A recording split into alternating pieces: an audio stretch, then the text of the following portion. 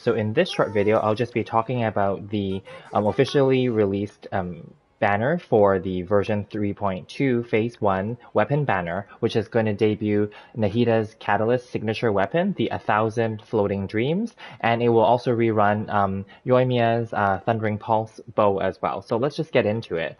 So I'm just going to put Klee here on the screen as a placeholder Catalyst user. So basically, they have 1000 floating dreams. I'm not going to read the card. It's already on Twitter and circulating on social media. But basically, it's a very specific and niche weapon that's specific for elemental mastery related characters, such as Nahida.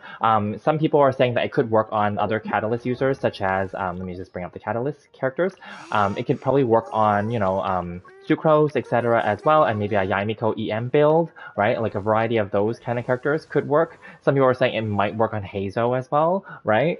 For sure, it definitely won't work on Ningguang because Geo doesn't have any elemental mastery requirements. Some people are saying, Lisa, maybe Yanfei and Mona would be potentially like those kind of characters. Like there's a variety of options there, so it could be universal in that sense that you can make it work on other characters. But the point is that those characters aren't really specifically for EM builds. Let's be realistic here. Like Yaimiko is more of a DPS character, same with Hazel. Hence for me, at least I gave them both widsith, right?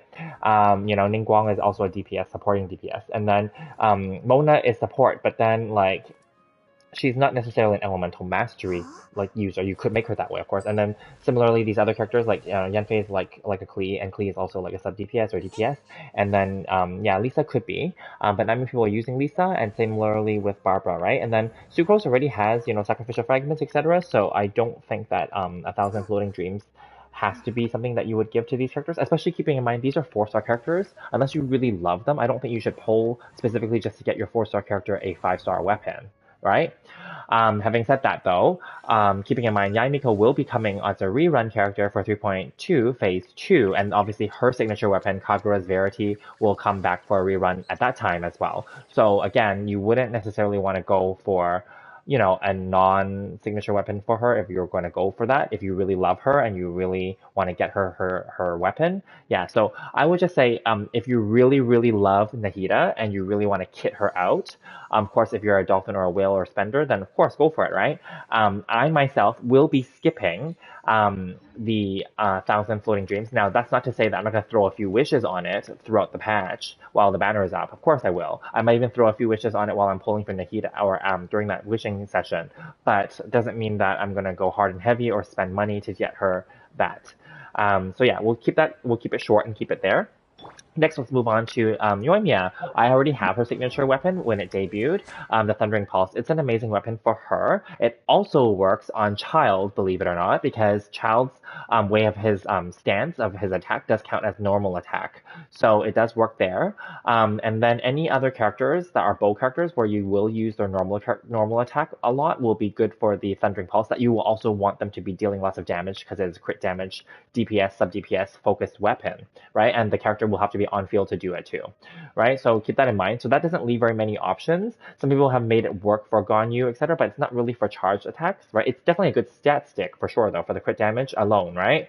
You can make it work on characters like Yelan and all that stuff because hers was also a crit damage. Aqua Simulacra is also a crit damage focused weapon as well. So you could make it work, but unfortunately, other characters aren't all normal attack focused. That's all.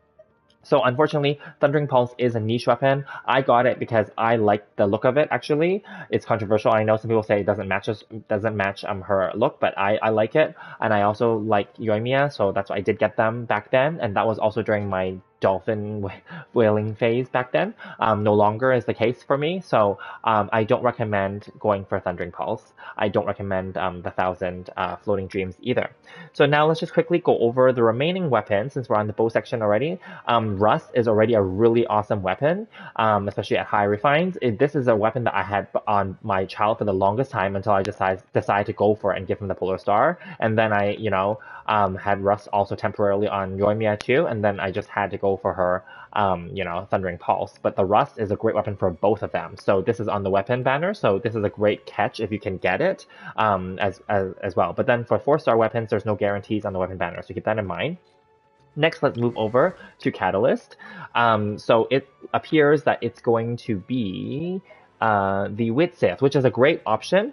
Some people are saying that Nahida can be built to become a DPS or sub-DPS character, so this is a great option as well. This will also work for Yaimiko, who will be rerunning again in Phase 2 of 3.2. So this is a great weapon, keep that in mind. Now, I personally have 2 copies, as you can see. I gave one to Yaimiko and one to Hazel. I didn't bother going for Yaimiko's Kagura's Verity, because to me, that's also a very niche weapon. But now that there's more Catalyst users that are DPS, maybe it's better to get it, but then I don't know. I didn't go for it, and it's up to you, right?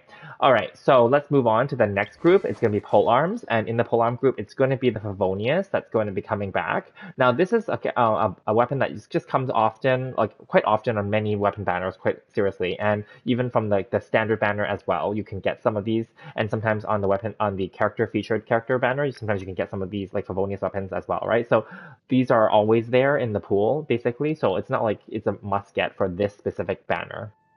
Next, if we go to the claymore side, the one that's coming will be the sacrificial. This is a great one. It works well for energy-hungry claymore users, which a lot of them are actually. Beidou especially comes to mind, you know, and who else comes to mind? Like, you could put this on a Sayu or a support character for the energy recharge and doing the skill twice if you need, but, you know, this one could also work for like Razor, who's also coming on the banner for Phase 1. It could work on a Chongyun. I previously did have this on Chongyun until I got the Akuamaru, then I swapped it. And then this could also work, I guess, on a Xinyan for her skill, where it has that little fire barrier. So this is okay. It's not a horrible weapon. Currently, though, for me, because my 5-star characters do have 5-star options, so it's just sitting there. But we will be getting more Claymore characters coming soon, I believe, in the future. So especially 4-star characters definitely can use this. So I think it's a great option, but not a must pull on this weapon banner, because sacrificial weapons are also come often on all banners. Okay, the last group is the sword. So the weapon that's coming is going to be the flute. The flute is a very starter-friendly weapon, but it's not a great weapon. I just left it on my cheat sheet because I had it built already and no one else is using it, obviously. I don't recommend, you know, keeping this weapon or refining it unless you're a new player and you have no other options. Then yes, keep it and then replace it with something better later.